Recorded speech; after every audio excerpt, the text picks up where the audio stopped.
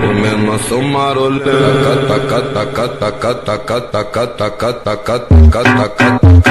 Olá, meus chuchus, tudo bom com vocês? Bom, vocês já viram que eu tô com a mesma roupa do vídeo da crise dos 20, porque eu estou gravando no mesmo dia. Deixa eu falar pra vocês, hoje provavelmente vocês estão vendo esse vídeo, então é dia 4, amanhã é o aniversário da minha mãe. Então eu vim fazer o quê? Contar um pouco da história dela pra vocês. Eu prometi que se ela deixasse, eu vinha contar e eu acho que esse é um momento propício, já que é quase aniversário dela e o dia dela eu quero que seja especial, porque eu acho que ela tá muito desanimada. Então, basicamente, eu vou começar lá. Quando ela era novinha, a minha mãe ela teve uma infância muito difícil. O meu avô de sangue, na verdade não é meu avô, né? Pai dela, porque meu avô é meu avô e não tem nada que tire isso. O pai dela resolveu abandonar a minha avó com 4 filhos. Então, a minha mãe era mais velha e foi muito difícil. A minha mãe começou a trabalhar muito novinha. Com 12 anos, a minha mãe trabalhava na casa de família. E não era tipo casa de família que mora perto. A minha mãe ia para lá, passava 15 dias sem ver a minha avó e os meus tios. E quando dava 15 dias que ela tava lá, a minha mãe voltava. A infância deles foi muito pobre e foi muito difícil. Porque a minha avó veio da Bahia, ela veio pra cá, tipo, meio desorientada. Ela com, acho que 20, se eu não me engano, minha avó tinha 20 anos, ela já tinha 4 filhos, porque naquela época não tinha prevenção e era uma coisa muito diferente do que é hoje, que é mais explícito, mais explicado, conversado. Lá, naquele tempo não tinha isso, tanto que a minha avó nunca nem chegou a conversar com a minha mãe sobre essas coisas. Então, a minha mãe passava 15 dias na casa de estranhos e quando finalmente podia voltar para casa, ela via minha avó e no outro dia ela tinha que voltar para poder trabalhar de novo. Então foi muito difícil. A minha mãe não viveu nada de uma criança, nada de um adolescente. Quando a minha mãe saiu desse emprego, ela teve que trabalhar com crianças de novo, casa de família de novo. E sempre foi muito difícil. Então minha mãe sempre ficou exposta a muitas tentativas de estupro, essas coisas. Nunca aconteceu nada com ela. Mas, tipo, ficar na casa de uma família que você nunca conheceu, sabe? É difícil. Sempre foi muito responsável, cuidava de toda a casa. A minha avó não era muito amorosa. Na verdade, minha avó veio ficar amorosa depois que virou vovó, porque antes ela não era tanto. Pelo menos não pelas coisas que minha mãe conta. Mas eu tenho lembranças muito boas dela. E aí, tipo, foi muito difícil. A minha mãe, por ser irmã mais velha, cuidava da casa, tinha que ajudar a manter a casa, e mesmo assim eles passavam muito aperto. Então, minha mãe sofreu muito. Quando a minha mãe completou 17 anos, a minha mãe tinha que casar. Aliás, ela trabalhou numa empresa onde meu pai desenhava, era desenhista, e a minha mãe era empregada da empresa. Então foi aí que eles se conheceram. Lógico que meu pai gostava muito da minha mãe gostava muito dele, mas a minha avó não deixou eles ficarem juntos. Por eles ter vindo, tipo, de uma família bem pobre, bem simples, a minha avó queria que minha mãe casasse com alguém bem sucedido e que ajudasse ela financeiramente, né? Ajudasse minha mãe, tipo, sair, tirar minha mãe daquela vida. E aí a minha mãe casou com o pai da minha irmã. Ela apanhava muito, porque ele bebia muito. Tipo, o pai da minha irmã é maravilhoso, gente, não tem o que falar. Mas antes, sempre todo mundo cometeu os erros, né? Ele bebia muito, ele batia muito na minha mãe. E a minha mãe passou tudo isso até 21 anos dela. Minha mãe perdeu um bebê porque ela apanhou bastante, ela perdeu. Então, no caso, a minha mãe teve uma filha antes da minha irmã. Ela apanhou e ela perdeu esse neném. E ela não segurava filho, então ela apanhou porque ela não segurava filho. Quando passou um pouco mais do tempo, ela engravidou de novo, porém dessa vez da Bia. E ela descobriu que ela estava grávida porque ela teve um sangramento muito horroroso, assim, muito grande, e aí ela foi pro hospital e descobriu que estava grávida da Bia. Ela não só apanhou na gestação, como ela apanhou depois da gestação, né, no resguardo, e apanhou até a Bia completar 10 meses, que foi quando ela resolveu finalmente sair da casa do pai da Bia e viver a vida dela. Quando ela voltou pra casa da minha avó com a Bia no colo, foi muito difícil pra ela, porque não é que a minha avó não recebeu ela bem, mas é que, tipo, mano, você volta pra casa da sua mãe já com filho, as coisas é mais difícil.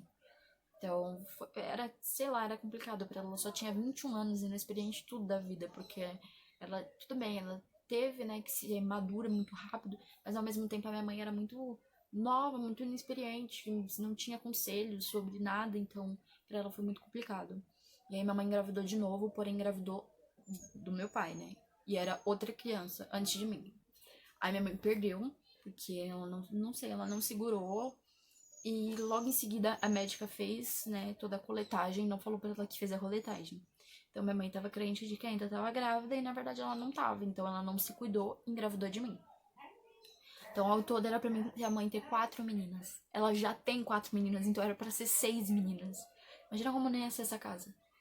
Mas aí tranquilo, né, ela foi lá, foi no médico, né, descobriu que tava de 2 meses, não de 5 como ela achou que tava, porque na verdade ela tinha perdido aquela criança e era eu já que tava na barriga dela.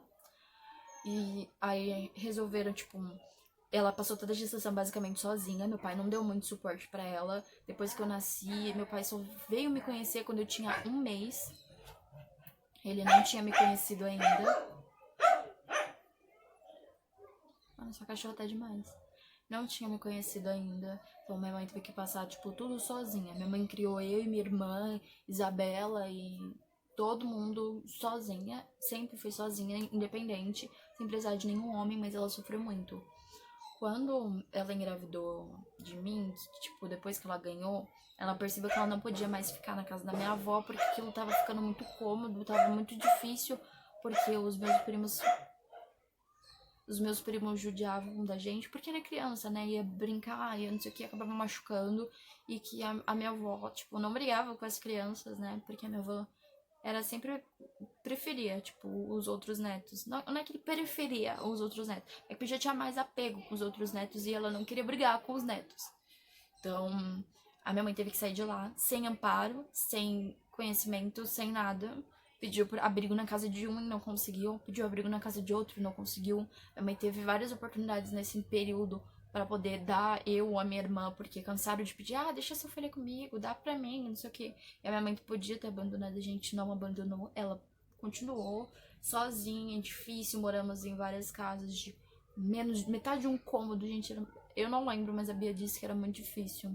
Bia passou por muitas coisas na infância e eu não sei se é isso que deixa ela ser muito tímida hoje, mas a mamãe passou muita coisa, mas foi muito difícil pra ela. Depois de um tempo, ela e meu pai voltaram, porém já não se deram tão bem. Todos os relacionamentos que minha mãe teve na vida foram abusivos, todos. Ou ela apanhava, ou ela tinha que engolir seco várias coisas, tipo, com meu pai ela tinha que engolir vários tipos de coisas, tipo, dele dizendo que ela não era família e coisa e tal. Então minha mãe sofreu muito. Isso, acho que só não sofre mais porque hoje ela tem uma cabeça muito diferente do que ela tinha antes. Mas ela passou por muita coisa, gente, muita coisa mesmo.